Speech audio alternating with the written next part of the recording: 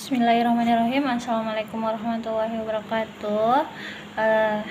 Selamat semangat teman-teman. Hari ini saya ingin memberikan materi mengenai macam-macam pengangkutan orang luka. Namun yang saya bahas yaitu bagaimana cara pengangkutan orang luka dengan satu orang. Baik, untuk mengangkut orang luka dengan satu orang dapat kita lakukan dengan cara menjulang, di mana pengangkut jongkok dan menyisipkan tangannya di bawah ketiak penderita yang tidur terlentang. Kemudian pengangkut mengangkat penderita lalu didudukkan di atas pahanya. Setelah itu, sisipkan tangan kanan pengangkut di bawah di antara kedua kaki penderita. Tangan kiri menahan tangan penderita, kemudian tangan kanan mengangkut memegang tangan penderita. Tangan kiri pengangkut harus bertumpu ke tanah dan mulai berdiri.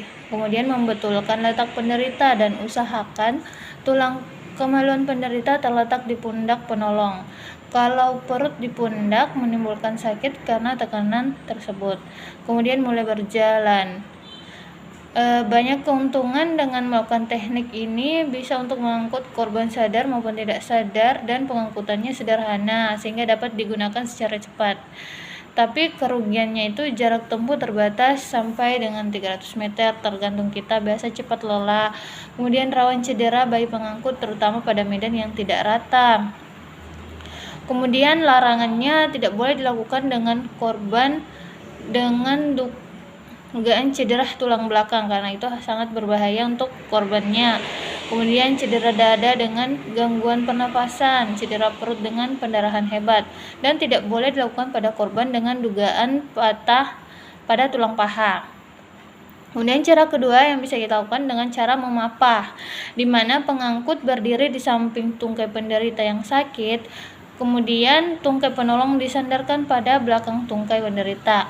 Satu tangan penolong memegang pergelangan tangan penderita, dirangkulkan melalui tengkuk dan dipegang. Tangan pengangkut yang lain merangkul pinggang penderita dari belakang. Kemudian penderita disuruh berjalan dan penolong mengikuti dan tidak boleh mendahului. Adapun keuntungan dengan teknik ini, prosesnya sederhana sehingga dapat dilakukan dengan cara cepat juga, kemudian jarak tempuh relatif jauh sesuai dengan kemampuan korban. Namun kerugiannya kita tidak dapat digunakan untuk pengangkutan korban yang tidak sadar atau terlalu lemah sehingga dia tidak mampu untuk berdiri. Adapun larangannya tidak boleh dilakukan pada korban dengan cedera tulang belakang, dan sama juga tidak boleh dengan korban yang dugaan patah tulang paha. Cara ketiga yang bisa kita lakukan dengan cara membopong, di mana penderita didudukkan di atas paha penolong, kemudian pengangkut mengampunya. Tangan penolong di bawah kedua paha penderita, sedang tangan yang lain merangkul di belakang punggung penderita. Penderita merangkul penolong, kemudian penolong berdiri secara perlahan-lahan. Keuntungannya ini dapat dilakukan untuk mengangkut korban sadar maupun tidak sadar. Prosedurnya juga sederhana, dapat dilakukan dengan secara cepat. Namun kerugiannya ini jarak tempuhnya hanya sebatas 50 meter. Rawan cedera bagi pengangkut terutama pada medan yang tidak rata. Dan larangannya tidak boleh dilakukan pada korban dengan dugaan cedera tulang belakang. Cara keempat yang bisa kita lakukan dengan cara menggendong. Menggendong cara biasa. Ini dilakukan terhadap penderita yang sadar dan kuat untuk memegang pengangkut.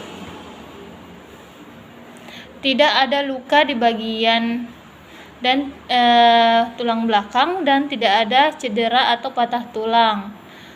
Kita bisa menggendong dengan cara menggendong ransel seperti biasa. Kita gunakan buah cover yang diperpanjang dan disambung,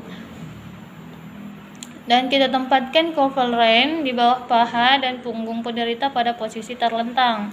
Kemudian buka kedua kaki penderita secukupnya, lalu penolong terlentang di atas penderita di antara kedua kaki penderita sambil memasukkan sosok kopel seperti menggendong rasel. Dan pegang kedua tangan penderita, lanjutkan berguling ke setiap tiarap sehingga posisi penderita berada di atas tubuh penolong. Penolong berusaha untuk berdiri dan meletakkan penderita ke balikannya. Keuntungannya dapat untuk mengangkut korban sadar maupun tidak sadar. Jarak tempuhnya lumayan jauh, bisa dengan sampai 3000 meter, tergantung kekuatan penolong. Kerugiannya rawan cedera bagi pengangkut, terutama pada medan yang tidak rata.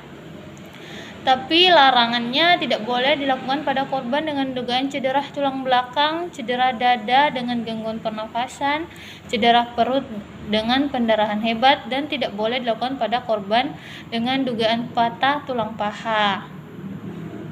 Baik, itu saja tadi pengangkutan orang luka dengan satu orang.